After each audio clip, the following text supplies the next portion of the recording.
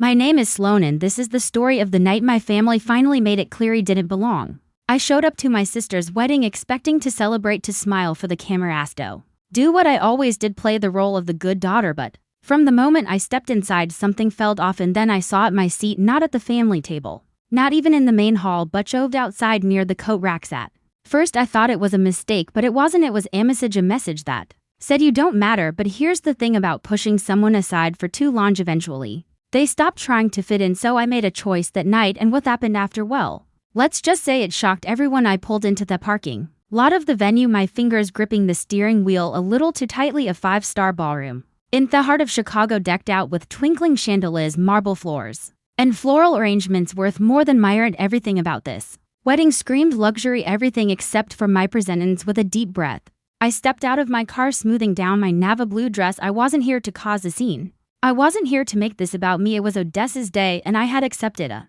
long time ago that I wasn't the favorite sibling. I just hadn't expected them to remind me of it in such a public, humiliating way. Inside, a wedding planner with an overly bright smile greeted me at the check-in table. Name, she chirped. Sloan. My voice came out calm, controlled. Sloan. Halfway, her smile faltered just a little. My stomach tightened as she flipped through the seating chart. Then something flashed across her face. Pity. I knew that look. I hated that look. Oh, right here you are, she said, handing me a small place card. You're seated over here. She hesitated, then pointed toward a hallway just outside the grand ballroom. I frowned. Excuse me. She forced another smile. Your table is just outside the main reception area. My eyes darted toward massive seating chart displayed on the stand beside her. Vivian and Harold Hathaway, my parents, were seated at the front next to the bride and groom, Odessa's closest friends, Dominic's distant relatives, even his co-worker's girlfriend, all had seats. Inside, my name wasn't there. I turned back to the planner. There must be a mistake. Her smile tightened.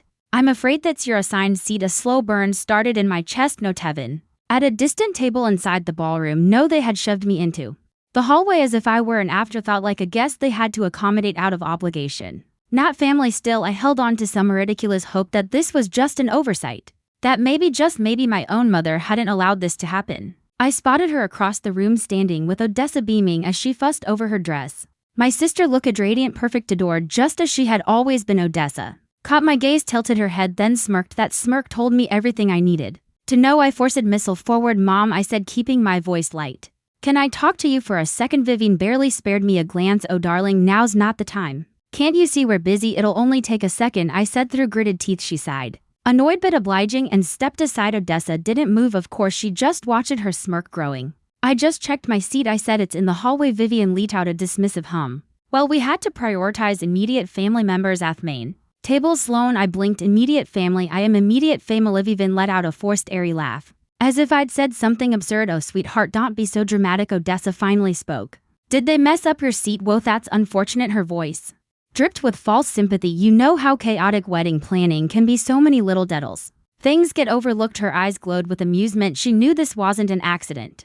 I turned back to my mother. Mom, you really think it's okay for me to be seated outside the reception hall, away from everyone? Vivian sighed again, clearly bored of that conversation. Sloan, don't make a big deal out of this. It's Odessa's special day. Just be grateful you're here. Grateful. The word lodged itself in my throat, bitter and unspoken. Be grateful for being treated like a second-class guest at my own sister's wedding. Be grateful for being discarded, shoved aside, forgotten. I opened my mouth, but Harold, my father, my ever-passive, avoidant father, finally spoke. It's just seating, sweetheart, he said. No, Tevin, looking at me. Let's not ruin the mood. That was it. That was all he had to say. I didn't even bother responding. What was the point?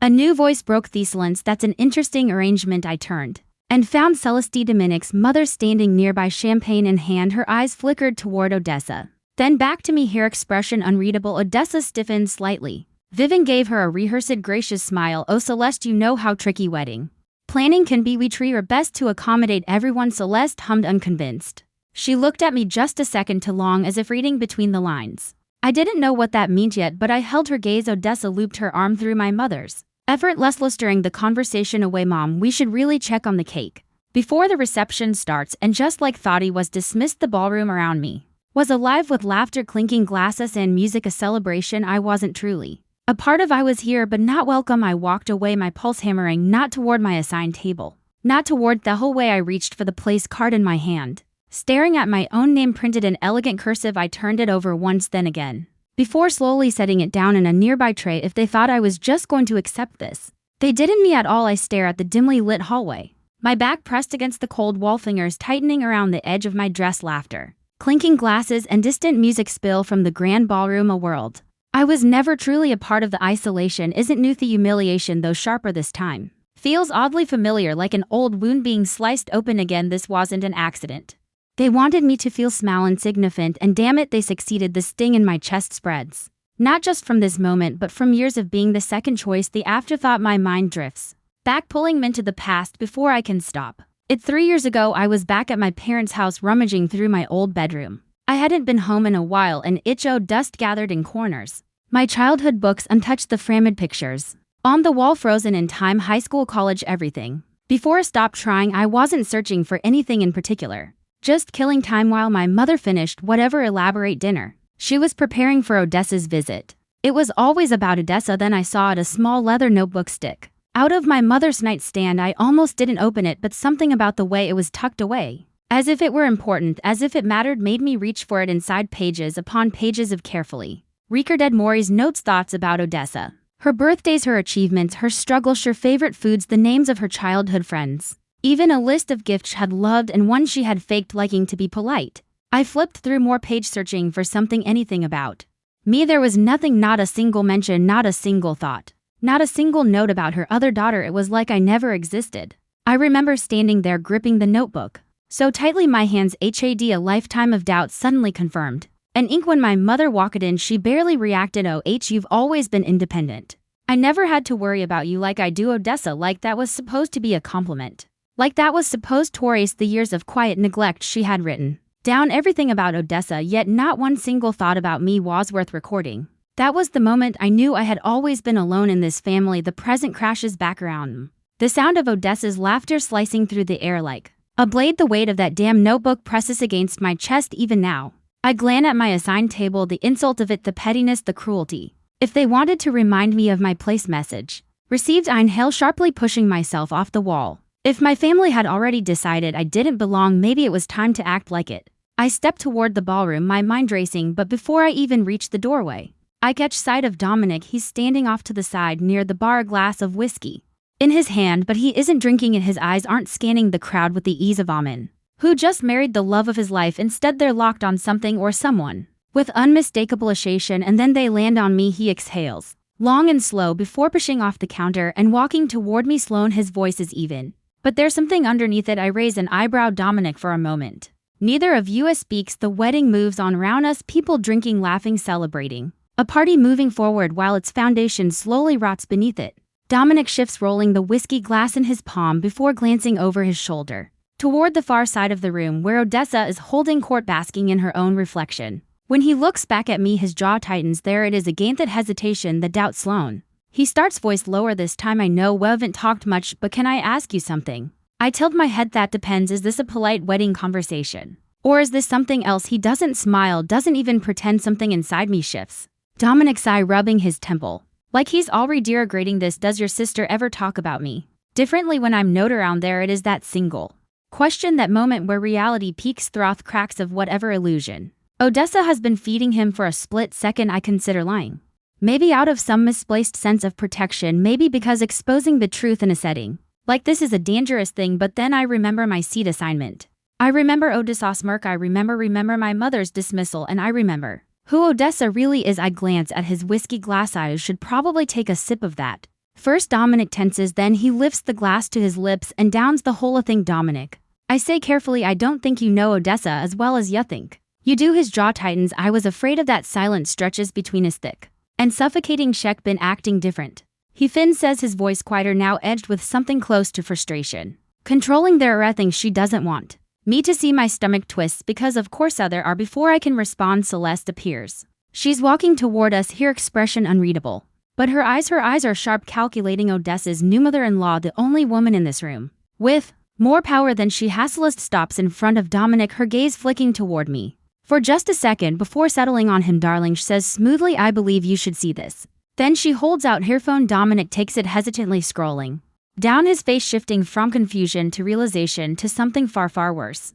Odessa's text messages to her friends, to her stylist, to people who have no business knowing what's in her heart, because what's in her heart is cold and rotten. The messages Our brutal pet cruel Odessa trashing Celeste, calling her overbearing, controlling, a rich old woman who just needs to write the checks and stay out of her life. Odessa talking about Dominic, how she's training him to be the husband she needs, how he'll do whatever she wants because he's so desperate to prove he's better than his dad. And then the worst, Oni Odessa laughing about how easy this marriage will be because Dominic's family has money and all she has to do is play her part until she doesn't have to anymore. Dominic's hand clenches around the phone. Celeste watches him carefully. Your wife to be doesn't just dislike me, Dominic. She pauses, voice calm but sharp as glass. She's been planning to control you since day one. Dominic sways slightly, as if the floor beneath him has just cracked open. I say nothing because this isn't mimiment.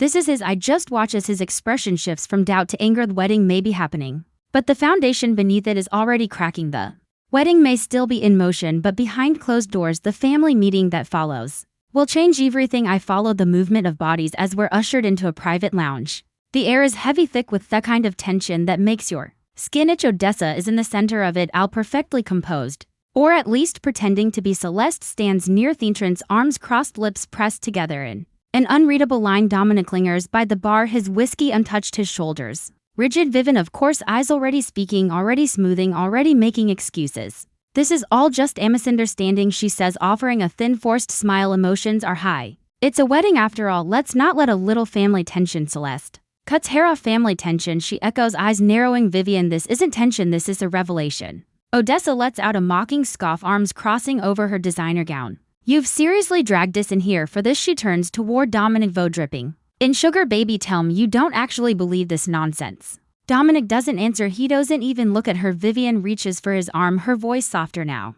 Dominic, sweetheart, you have to understand Odessa has been under a lot of stress planning a wedding. Eyes jousting, people say things they don't mean. Celeste's lips curl funny because she seems to mean every word when she talked about controlling him. Odessa's jaw tightens, but before she can fire back, Harold speaks and the entire room stills. Vivian, stop. The words are quiet, but they land like a gunshot. My mother turns, blinking as if surprised to be interrupted. My father is not a man who raises his voice, not a man who intervenes. But tonight something shifts. You've protected Odessa her entire life, says his voice, tired, weighted with something I can't place. And look what it's turned her into. Odessa gasps, genuine shock flashing across her façade.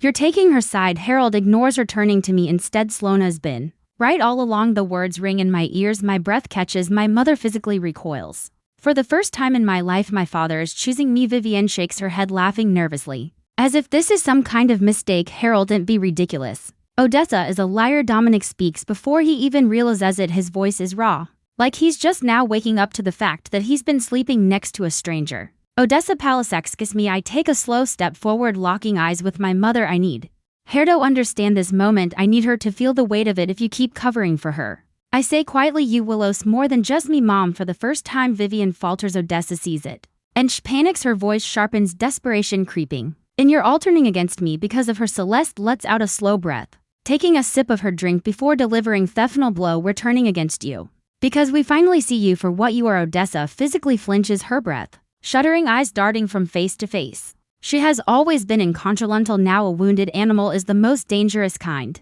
and Odessa has no intention of going down quietly. The air in the private lounge is suffocating, charged with something electric, something sharp. No one moves, no one speaks, as if any sudden motion might detonate the tension coiling in the room. Odessa stands rigid, her breath shallower, fingers clutching the fabric of her gown so tightly that the seam stretches, losing control, and she knows it. Vivian's grip on her daughter's arm is firm, her voice low but desperate. Odessa, stop. But Odessa doesn't stop. She can't, she won't. Across the room, Dominic hasn't said a word. His silence is heavier than any accusation, a weight pressing down on Odessa's carefully built work world. I glance at him, the man who just pledged forever to my sister, and I see the doubt in his eyes. More than doubt, something colder, disgust. A flicker of satisfaction sparks in my chest, but I bury it. This isn't over, not yet. Odessa exhales sharply, then turns, tome eyes narrowed. You think you're so smart, don't you? Her voice is quite controlled, but there's a tremor beneath it. I meet her gaze. I don't have to think. Odessa, I know. Her lips curl, but it's not a smile, it's something darker, more brittle. You've always been jealous of me.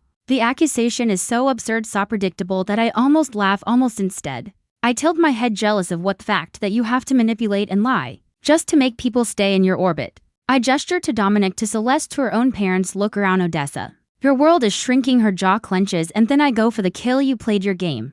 Well, I say, voice measured, even, but you forgot one Thing I know who you really are. Odessa flinches. It's subtle but it's there. Vivian sucks in a sharp breath. She knows I'm not bluffing. I stepped forward, my voice soft but unwavering. I know about the money. The text, the things you've said about your own husband. I glance at Dominic, the things you've said about his family. Dominic stiffens. Odessa's face drains of color, and then for the first time in her life, my mother pleads with me. Vivian turns, eyes wide, hands shaking. Lone, she whispers, she's still your sister. You don't have to. Doth us a beat of silence, and for a split second, a fraction of a moment, I hesitate, not because I feel sorry for Odessa, but because my mother has never looked at me like this before, like she needs me, like she's afraid. But the hesitation is fleeting because I know if the roles were reversed, Odessa wouldn't hesitate, and she proves it when she snaps, you're all turning against me because of hair. Odessa's voice cracks sharp and raw, her hands trembling at her sides. She's always been bitter, always hated me, and now you're going to believe her over your own daughter. Celeste exhales, slowly lifting her glass to her lips before delivering final blow. We turning against you because we finally see you for what you are. The words hit like a slap. Odessa's mouth opens, then closes. She looks at Dominic. Her last chance at control. Her voice shakes as she reaches for him. You don't believe them, do you? Dominic doesn't answer. That silence, it's her death sentence. Odessa's breathing hitches, her panic tangible now, and then she lunges forward, her expression twisted with fury. But this time I'm not backing down. Odessa's hand swings toward me, fast and reckless, but I barely flinch. I don't have to move. I don't have to cower because that difference between us is clear now. I'm not afraid anymore. Odessa is the one losing control, and everyone in room knows it. Her palm cuts through the air. A flash of anger, of desperation, but before it connects, Celeste steps between.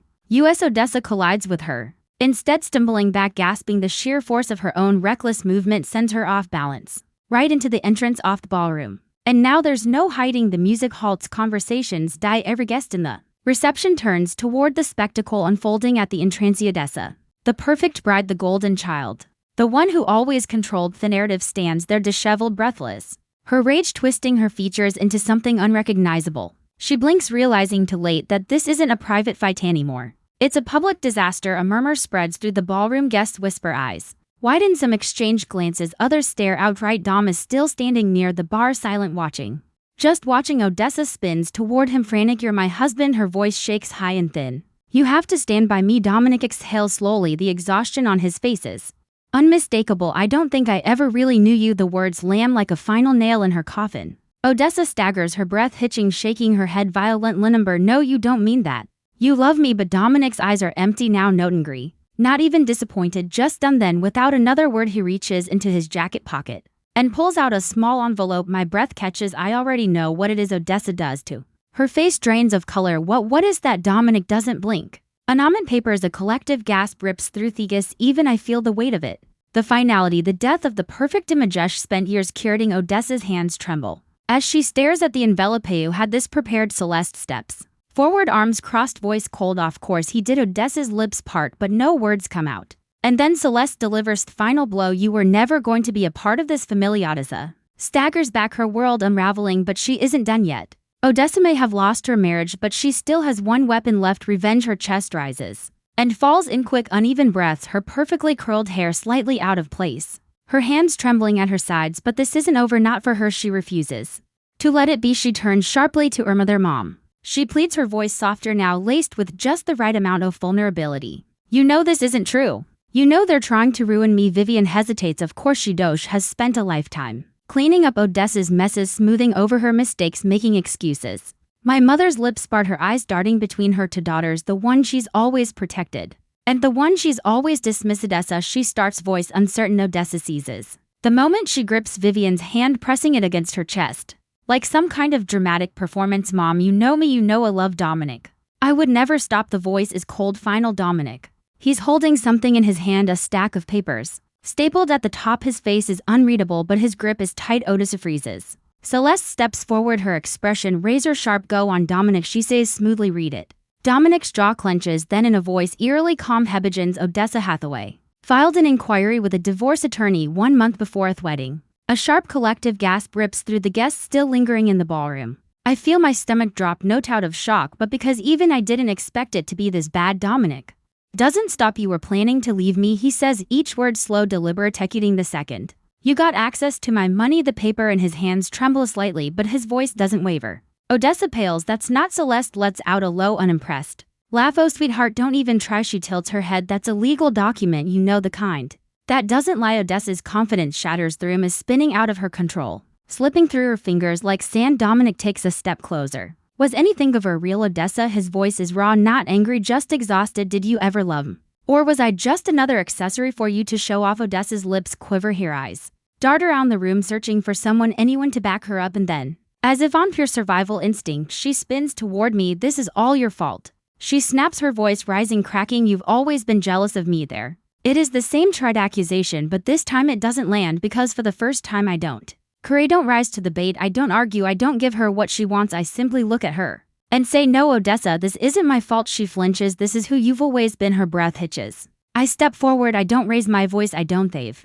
To you manipulate, you lie, you take and take and take, and when things go wrong, you blame everyone but yourself. Vivian gasps softly as if hearing the truth for the first time. Odessa shakes her head violently. No, that's not mom. Tell her she's wrong, but Vivian doesn't move. She just stares, and for Odessa that silence is worse than any insult. She stumbles back, realization dawning. She eyes lost. Odessa looks round the room, seeking someone to take her side, but for the first time in her life no one does. As the weight of her actions settles in, Odessa realizes there is only one thing left to do: disappear. But first she fights. Her breath is uneven, her face pale beneath the ballroom lights. She looks round the room, scanning for anyone to stand by her side. For the first time in her life no one does. The guests stare in stunned silence. Some whisper behind raised hands, some avoid eye contact altogether. Even Vivian, her greatest defender, her most loyal enabler, says nothing. Odessa stumbles back, her manicured nails digging into her palms. Then slowly she laughs. It's bitter, hollow, not the laugh of a woman who's won, but of someone who refuses to believe